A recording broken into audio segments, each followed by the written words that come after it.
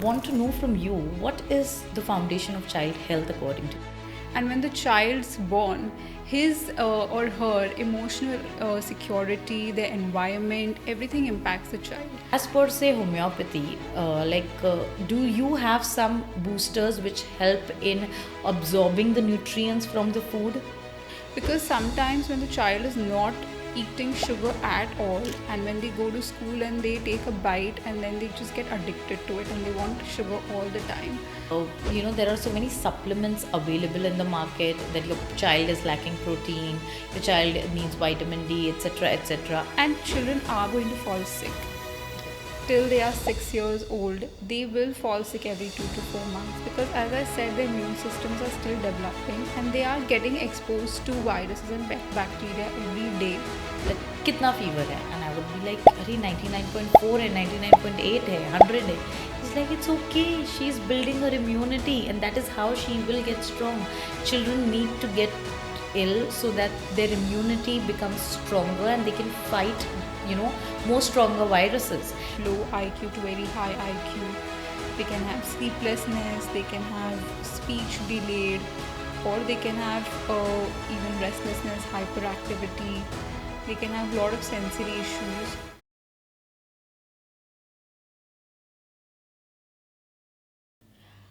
Hi everyone, welcome to the very first podcast series with NutriEuphoria. We're celebrating the National Nutrition Month from the 11th of September to 12th of October. And in sync with those celebrations, we have brought to you some amazing podcast episodes. This is our very first episode 1, NutriSpoons to Superpowers, wherein we're deep diving into the total well-being of our little ones, emotional, physical, and how we can take care of them. Hi, this is nutritionist Ifsha Qureshi, founder of NutriEuphoria and a mom of two. Today, I have a very special guest that I admire because she bridges the gap between traditional wisdom and modern medicine. We have with us homeopathic physician Palak Kaserwal and MD Homeopathic Psychiatry. Hi Palak, thank you so much and welcome to this episode 1 with NutriEuphoria. Thank you so much, Ifsha, for having me. The admiration is mutual, and I'm really excited to share my insights which combine the wisdom of homeopathy with practical parenting. So let's deep dive into the podcast. And this podcast is divided into a few segments. And the very first segment is the foundation of child health. I would want to know from you, what is the foundation of child health according to you? So, the foundation of child health goes way back to the mother's history during pregnancy. The mother's not just physical but also mental health, and also the parents' emotional health, the parents' environment, which greatly impact the child. And when the child's born, his or her emotional security, their environment, everything impacts the child. So, that is why in homeopathy we take a detailed history, which also includes mother's history during pregnancy, to have a more holistic approach for the child. Okay, that's amazing. So what you're trying to tell us is that the physical development of the child is truly linked with the emotional development of the mother while she was Right. pregnant with the child, Right. and not only the mother, even the father. Yes. Wow, that's amazing. And I think that is so much in sync with what we as nutritionists or dietitians tell our clients. So any pregnant women who comes to us, apart from the nutrition intake, we do tell them to practice mindfulness, because mindfulness really helps you take care of the child. So you're nourishing the child and also taking care of yourself self with a peaceful mind, which is very important. So, one bit about nutrition that I would like to tell about child health is that the initial 5 years are very important for the child, Right. because the brain, your physical aspects, and also your immune system is developing. What is your take or homeopathy's take in the initial 5 years of a child? So, initial 5 years, we focus on immunity building.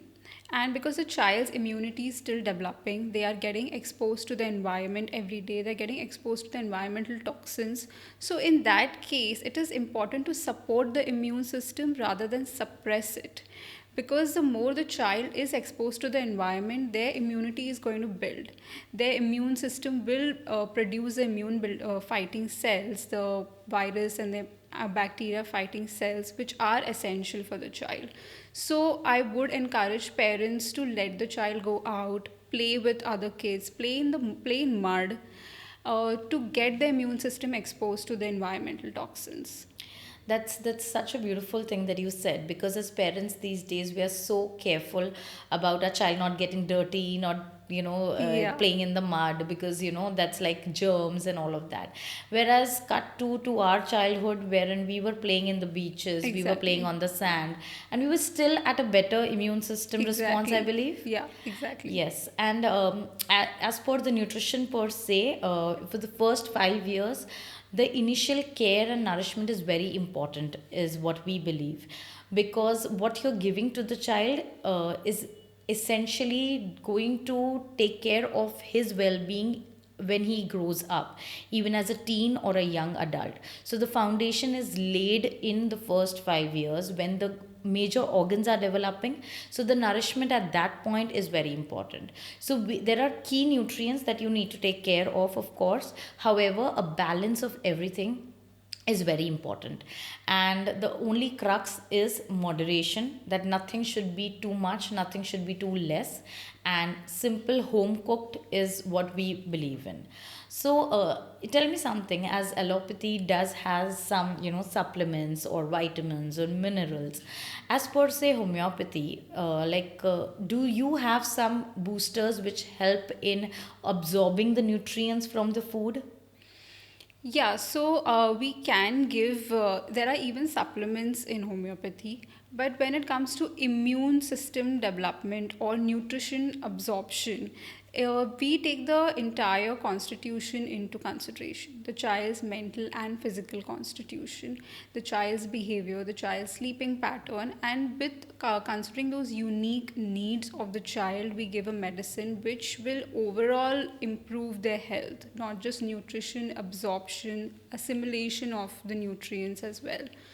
So it's important to take the mental, physical, and emotional health of the child into consideration before giving them any medicine, which helps in a long term development of the child.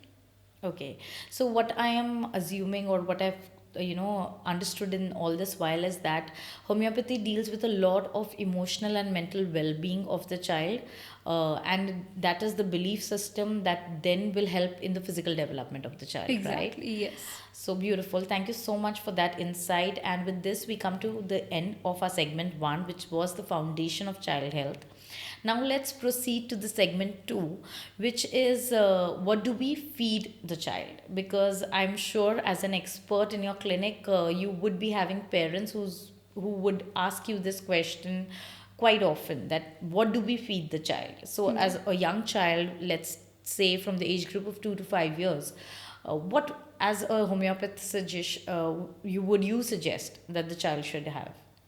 So I get this a lot in my clinic, what to feed our child.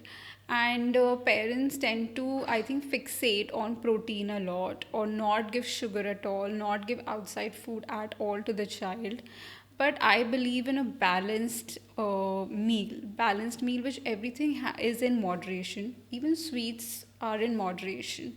Because sometimes when the child is not eating sugar at all, and when they go to school and they take a bite and then they just get addicted to it and they want sugar all the time, so even that is not right. So avoid packaged and processed food which comes with a lot of preservatives, food colors, which are actually allergens. So avoid that. Stick to seasonal ingredients, seasonal fruits, and locally grown vegetables and ingredients. And everything in balance and moderation, I think that then the child won't even need any supplements. Wow. I think as experts, we are on the same page when, we have to answer the question that what do we feed our child? There are so many supplements available in the market, that your child is lacking protein, your child needs vitamin D, etc., etc. However, in some cases, it is important. But of course, as you said, not fixating on one particular nutrient, but looking at the whole plate of the child is very important, because this is the time when I think the child also starts throwing tantrums.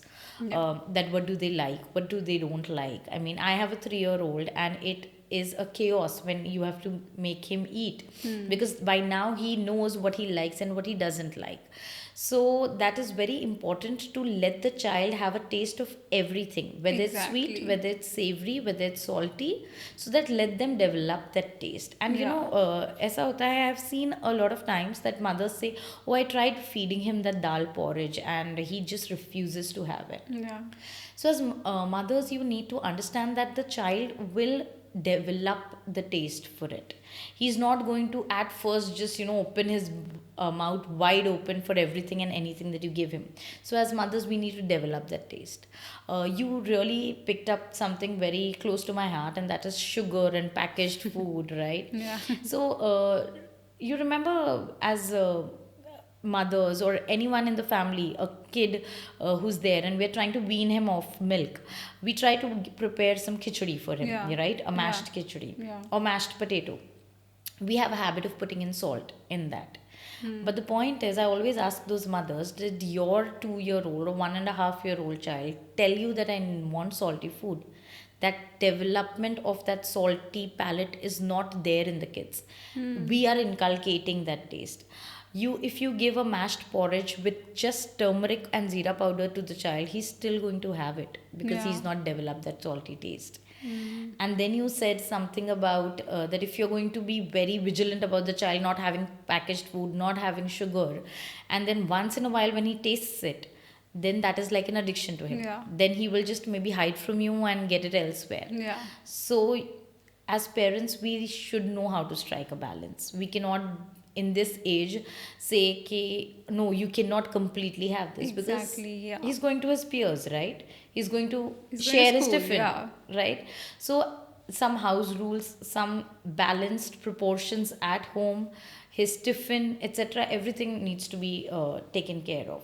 So, tell me one thing. Now, this is a very trick question. I don't know how you'll take it, but what is your take on kids being completely avoided the packaged food that is available in the market, or opting for slightly better ones and making aware choices, and explaining the child why is it not necessary for them, or versus thinking that okay, fine, you can have it, it's just childhood, and then eventually he'll be fine.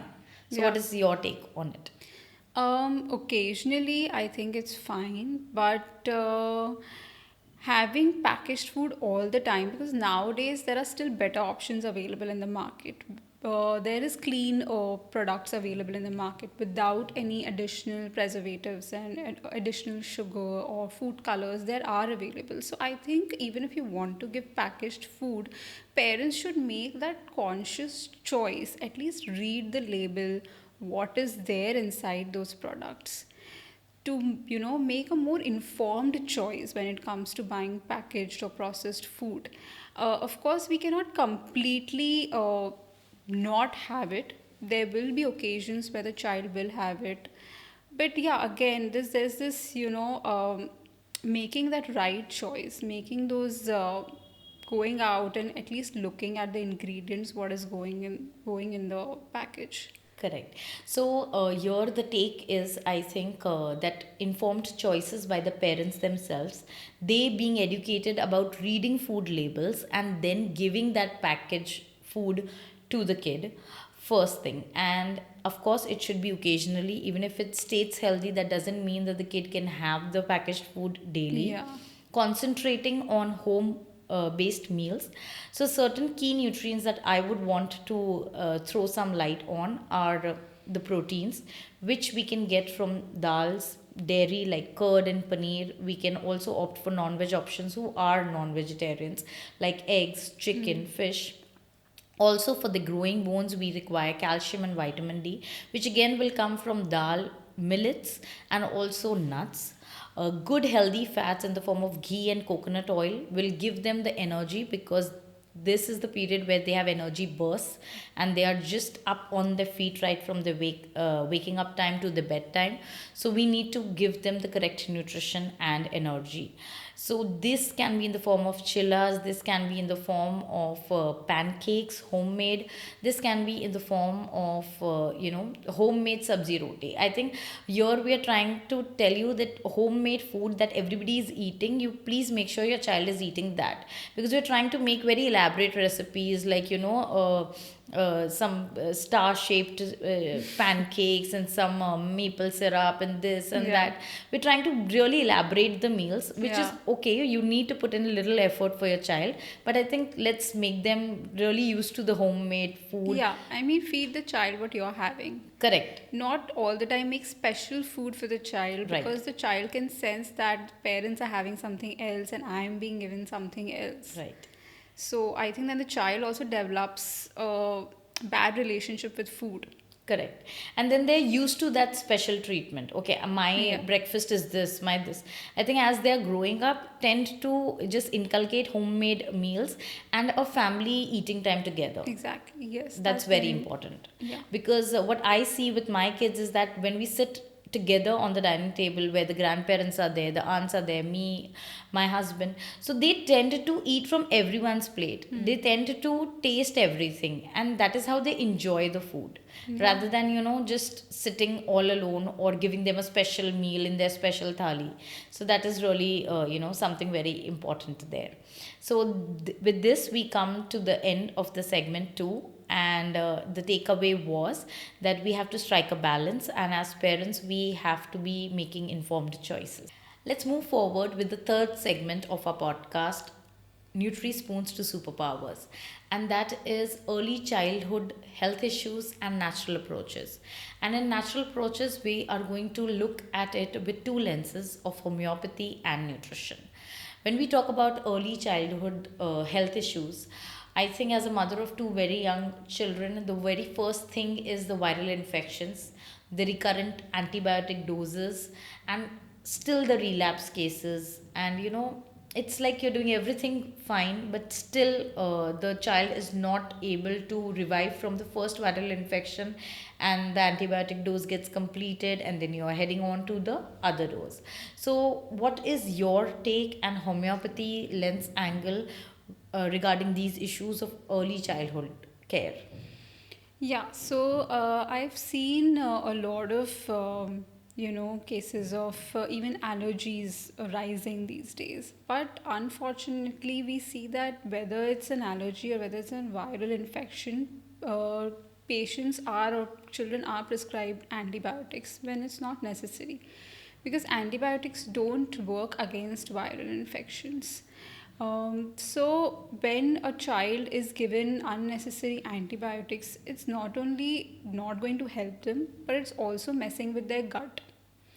So in these cases, most of the viral illnesses are self-limiting. We don't actually need a lot of medication when it comes to viral illnesses. They will run their course over a period of 3 days, 5 days, 7 days, and then the child will get better. In these cases, it is very important for the child to have hydration and rest. Proper rest and hydration is very important. And if the child is having symptoms like cold and cough, which is viral in nature, then we can give homeopathy to those children, because, of course, the child gets irritable because of these symptomatic nature of these illnesses. So in these cases, we have a very personalized approach, because no two children will have the same illness and present it in the same way. There are children in viral or in cold and cough who get very irritable and cranky, and at the same time, there are some children who get very dull. There are some children who get who have a good appetite, and some children have no appetite during these illnesses. Some children are thirsty, some children are thirstless. So we try to focus on all these symptoms. So each child is unique, and each child's presentation of the illness is different from the other. So that is the more individualized approach that is taken in homeopathy. And over a period of time, and children are going to fall sick. Correct. till they are 6 years old, they will fall sick every 2 to 4 months, because, as I said, their immune systems are still developing and they are getting exposed to viruses and bacteria every day. So it is important that they get exposed, because the immune system needs to get exposed to develop the immune cells against them and the antibodies against them. So overprotecting, or not keeping the child always in a protected environment, is just actually hampering the immunity.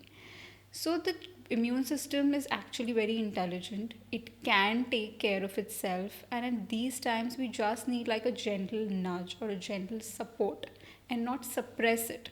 Even fever is an immune response. It is a natural immune response till 99 or 100 degrees. We don't need to bring that fever down, but parents get very panicky even if the child is 99 degrees fever and they want to give an antipyretic and just want to bring that fever down. You're not doing more harm to the child. So let that be like a gentle support to the immune system, and don't suppress the natural immune response. So that's what we try to do with homeopathic medicines, supporting the immune system, following an individualized approach, and that's how the immunity gets develops over a period of time. So I think you all work on the symptoms, and as you said, no two children are going to exhibit the same symptoms. Yeah. So that is why you're going to customize the medicine for both, those Right. kids, as opposed in other forms of medication, wherein if you see that this particular, like this is the season for viral, every kid and every adult is falling ill, and the pharmacist is sending just the same prescription over and over again, Yeah. right? And I think that is a very beautiful point that you said, and that brings back a memory to me. So for my kids, I always opted for homeopathy, like when they were very young. And I remember when my firstborn would have a fever or a cold or a cough, I would rush to this homeopathic doctor who was a very senior person, and he would tell me that कितना fever है, and I would be like अरे 99.4 है, 99.8 है, 100 है. He's like it's okay, she's building her immunity and that is how she will get strong.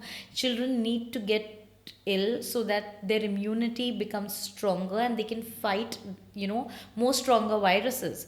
And if you're going to just put in paracetamol in her mouth, her fever is going to get down, and you're not letting the immunity do its work. So it's very important that the children fell fall ill so that immunity becomes more stronger. But of course, having said that, I mean, we do understand that when we are waiting for this viral to get, clear by its own self, it's a long duration. And Yeah. as you said, that some children would have a very weaker immune system and they would like be like this for even a week or 10 days, right? Yeah. So, in those cases, what is the take for homeopathy? Are there any? Because, see, I have always seen people, speak about homeopathy as that, अरे, it's a slow treatment. उसको time लगेगा असर करने में. Yeah, That is the yeah. whole belief around homeopathy. Yeah. So, I want to ask from you that are there any acute treatments in homeopathy wherein my daughter has fever, has viral infection, I come to you and I don't need to give her then homeopathy I mean other forms of conventional medicine, only homeopathy can take care of it? Yeah, definitely. I have patients in my clinic coming with acute viral illnesses, cough, seasonal cough, young kids, and over a period of time, they have developed that faith, and they prefer taking homeopathy for all these conditions, and we have seen like amazing results. I mean, for fever, I cannot tell the patient that it's going to take 6 months for your fever to go, right? So there are medicines which work as well as an antipyretic does. With it's very important to find out the right kind of symptoms, like what makes the fever different from any other child's fever. So as I said, some children are thirstless, some children have. So when we take these unique symptoms into consideration, give the right kind of medicine, it works instantly. Correct. So basically, I think as parents, we need to have a little bit of patience with it. And as it is, what I see the trend with my kids or the clients as well and their children is that even if you're starting conventional medicine, there also we are told that it will take 5 days, 7 days, 11 days. So if you're going to give in that much time, so rather than giving something which might have potential side effects, why not opt for something that is much more milder for the child? So my take on health issues with children and nutrition, there are certain very powerful key functional foods, we call them, which really help. For example, if somebody has cough and cold, and this applies for a Yeah. 2 or 5 year old also, you must have heard of betel leaves or pan ka Yeah. patta, right? Yeah. That in half a liter of water, just 2 or 3 leaves if you boil and you strain and give that also, that amazingly works to bring down the congestion. You must have heard about ajwain, Yeah. as of Right. that Yes. really helps. Carom seeds are amazing for Yeah. colds, coughs, and virals. They give you symptomatic relief also if you are inhaling Yeah. the Yeah. They fumes. have help to clear the congestion. Correct. So, and even if you're having that water, but yes, one take for smaller kids would be to not go overboard. Like as an adult, you can have 1 cup of, carom seed water, but for those little ones, 2 to 3 spoons is also fair enough in intervals of 2 hours. Another ingredient or a herbal tea is lemongrass. So lemongrass is, these days you can grow it at home also, or even a local vegetable vendor can give you lemongrass. Lemongrass with ginger and some black pepper. If you boil this concoction, and if you want, you can add jaggery or honey to it and give this half a cup to your child. This really helps in reducing the inflammation because Yeah. ginger is anti-inflammatory. Anti-inflammatory. Right. So we need to give this, but when you give this, you need to understand this is not conventional medicine. Yeah. This is not like you're taking 5 ml and in 1 hour your fever goes down. You need to have this like in intervals of 2 hours, 3 hours, and wait for it to naturally do its work. So a lot of patience with, I think, childhood issues is very important, and only then we'll be able to help you with the natural approaches, be it homeopathy or nutrition. Yeah. So thank you so much. That was the third segment wherein we catered to the childhood health issues, and symptoms is something that we're going to treat if we have the natural approach. Now we head on to the fourth segment, which is going to be very interesting. So, this is the most interesting segment of our podcast, wherein it's the normal development of the child. As parents, I'm sure Palak, parents would be asking you that is my child growing in a healthy way like other children? So, what is your take on such questions from the parents when they ask you pertaining the questions of the height and weight of the child?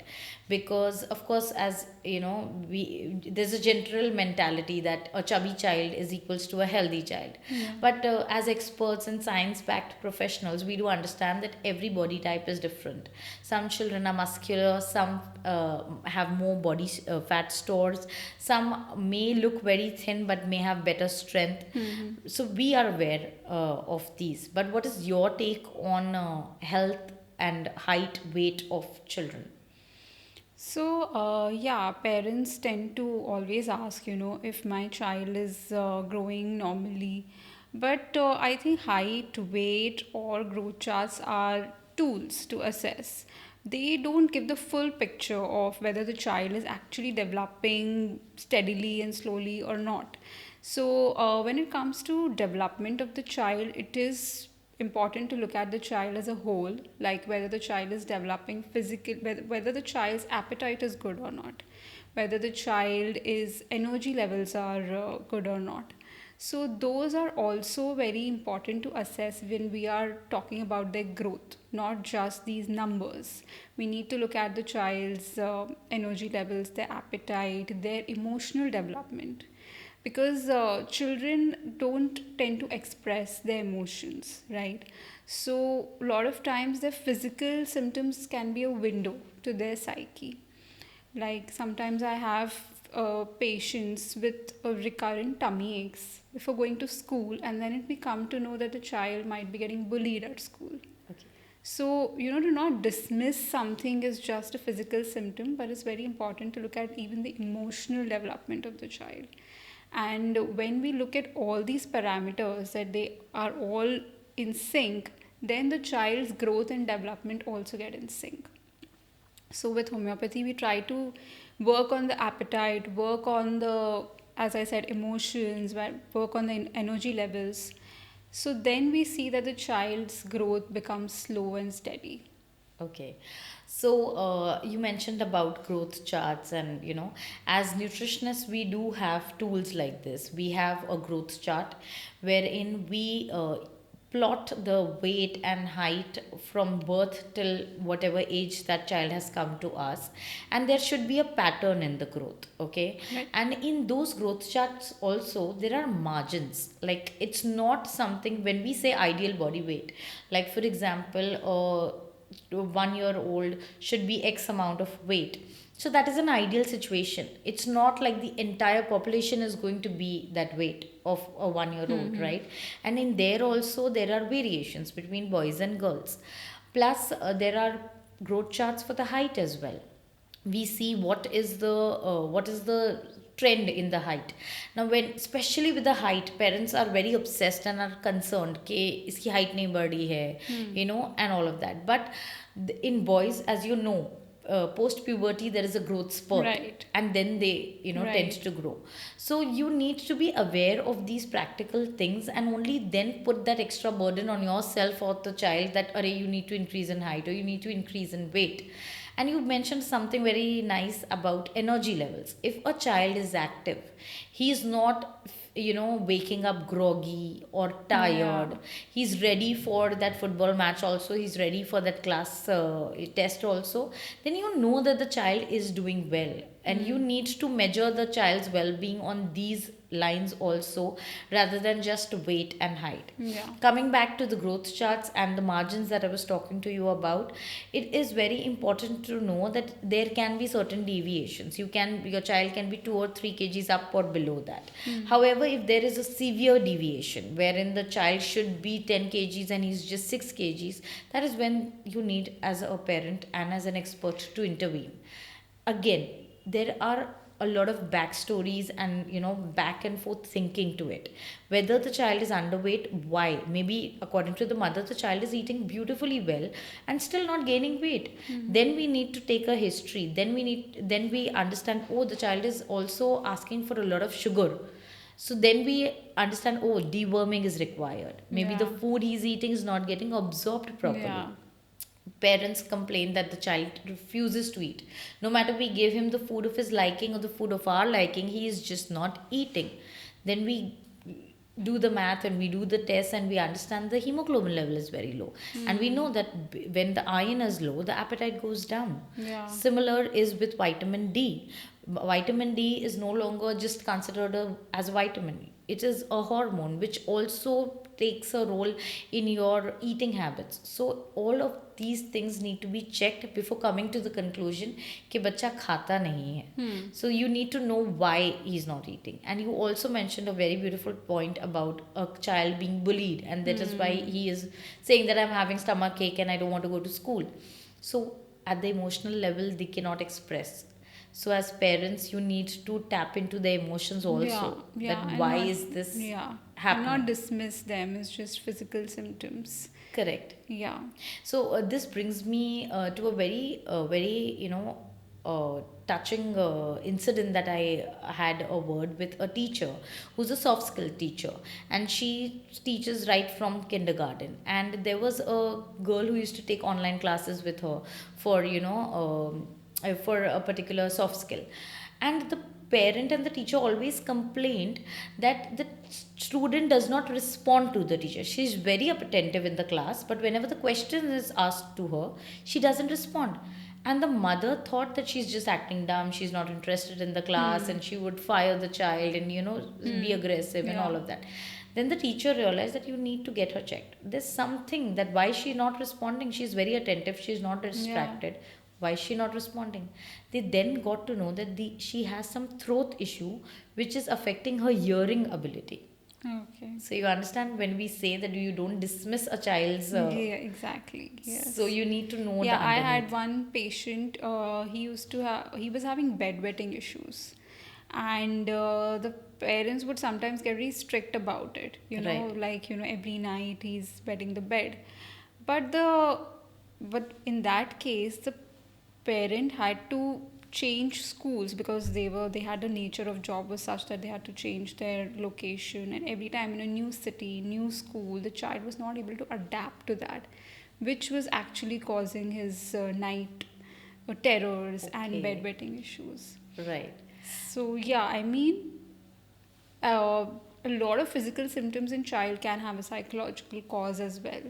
Correct. And this can in turn affect the natural course of development. So the take from the end of this segment is that no two children are the same. Stop comparing your child's height and weight and growth with other children. And if your child is lacking in a particular thing, please seek out an expert opinion and understand why is it so. Yeah. If he's not gaining weight or height, why is it so? Or the reverse, if he's gaining a lot of weight and he's very chubby for his age, you need to take into consideration that also. You don't associate chubbiness with a healthy child. That is, I think, the final take from this Yeah. segment, and we head on to the final segment of our podcast now. So, we start with the final fifth segment of our podcast, and that is ADHD and autism with the lens of homeopathy and nutrition. This segment is really close to my heart, and with the prevalence of attention deficit hyperactivity disorder, that is ADHD, and autism these days. Uh, Dr. Palak, I'll just straight away, throw the dice on you that what is your take on the same? So, in the last few years, especially after the pandemic, we have seen rising in cases of autism and ADHD. We have also seen children who developed normally regressing to autistic features. And whenever a patient comes to me, a parent comes to me with a child on the spectrum, first and foremost, we have to psychoeducate the parents about what exactly this disorder is. It is a disorder, it is not a disease, it cannot be cured. The child cannot be autism free. So that is not just this, but any psychiatric disorder for that matter begins with psychoeducating the family about that disorder. And then we have to understand what are their main concerns, whether it's the sleep, whether it's the behavior issues, whether it's the sensory issues, or whether it's gut issues. There are a lot of gut issues as well sometimes in cases of autism. So these are some of the areas which we can upon with homeopathy. We can understand the child's emotional patterns, the social development of the child, as children on the spectrum are not very social. So we have to understand that whether there is sleeplessness is a concern for the parents, and work on those symptoms. We can manage those symptoms and we can improve the quality of life in these cases. So I had a case in which the child was taking speech therapy because speech was not getting developed. Then when we started homeopathy, the improvement was much faster. So that being said, nothing can replace occupational therapy, speech therapy, or remedial education's role in case of autism and ADHD. Homeopathy can be a complementary and supportive treatment alongside conventional care in cases where even conventional modern medicine is required. It has to be given, but yes, that being said, we can definitely manage a lot of symptoms and improve quality of life in such cases. So, what I take away from this is that autism or ADHD requires a multifaceted Right, a approach. team based Correct. So, approach. wherein the occupational therapist is very important. In case of speech development, Speech. speech therapy is very important. Homeopathy, as you said, mentioned some of the cases that you had encountered. So, homeopathy helps as a booster. And also, one valid point is that we should, as parents or family, be aware that this is not something that can be cured. Yeah. Your child is unique in its way. This is Right. not a disease. You just need to change your approach in Right. raising this child who's Right. very special. Right. So, considering your child as a gift and a very special child, you need to handle that child with that much of care. And as you said, that it's a spectrum, and there are various degrees of symptoms that Yeah. the child may exhibit. Yeah. So likewise, I had a child who was almost 4 years at that point, but still was not able to chew food. So the mother would just give him pureed food, and because of that, of course, his nutritional development and physical development was hampered because the correct nutrition was not going. So in this case, what we worked with the child is that we wanted the child to start chewing food. We wanted him to get that habit of. So we started with semi solids. We started with khichdis, but that are grainy, which would have vegetables cooked form, wherein the child cannot gulp those. He needs to chew them a little, and only then will he be able to. Yeah. Then we gradually increased to steamed food like the idlis or the dhoklas or things like that, wherein still it's softer, it might mash, but you still need to use your teeth. And gradually we then came to a point where the child now is around 6 years old, and he enjoys his chapatis in both the meals. Okay. So patience is very, very Patience, important. yeah, and a goal based approach, step by step, slow and steady. Nothing happens overnight, Correct. So, yeah, that is very important.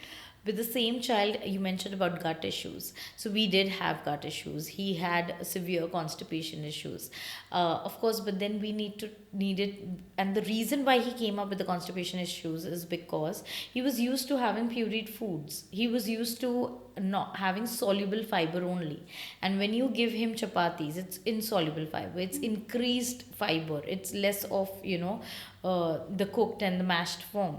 So then we had an approach of increasing the hydration of this child. So likewise, it's a process and a lot of patience Exactly. from us and the parents, Yeah. especially because at the end they are the caregivers, and that really helps. And the child is absolutely like a normal child now in his eating habits. So now even he takes the chapatis for his tiffin, which is a great achievement for the parents, because they are like that we were having issues with feeding him ourselves, but now he's having it by himself. So having a lot of patience with these children is extremely important. But I need to take one point about the sugar and salt intake. So when we especially talk about ADHD, we are looking at hyperactive children. And these hyperactive children can be like, you cannot make them sit in one place. Even in schools, it becomes really difficult for them to sit on that bench. And one thing in our food that really aggravates it is the salt and the sugar intake. Yeah. So, Palak, that sugar and salt is not needed by the body. Salt, okay, for our taste buds and everything, but sugar, as per se, is not needed at the body. It's like empty calories. But still, we have developed a dependency on it. And when we're talking about hyperactive kids, if you're handing over him a biscuit packet, you're just increasing his hyperactivity. Or if you're giving him a chocolate bar very close to his bedtime, you're going to make him sleep less the night. So when we earlier spoke about healthier options, we need to figure out to decrease the sugar intake and the salt intake of a child. So necessarily, salt is not just the salt that you're using for cooking. As mothers, maybe you can reduce that while you're cooking. Yeah. But when you're handing over a packaged food like a chips, if you go back and read the label, it has 3-4 times more the salt that your child requires in the entire day, and that one packet is giving it.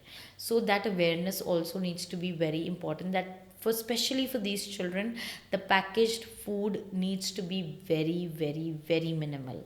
And these days, because of the awareness, these things get diagnosed at an earlier stage.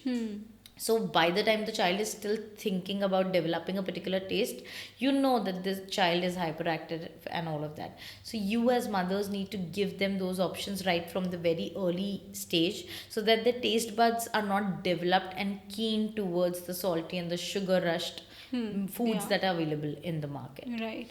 So I think the take from this last segment was that autism or ADHD requires a multifaceted approach, wherein many experts can work together as a team with the Yeah. parents to take care of such children, and they are very special children with no diseased condition but require special care. So this brings us to the end of our podcast, and it was the very first podcast, NutriSpoons and Superpowers. And I thank you so much, Palak, for this Thank you. enriching podcast. I hope the viewers took out some, key points out of this and which will benefit them. Thank you so much for taking the time out for Thank you. this. Thank you for having me.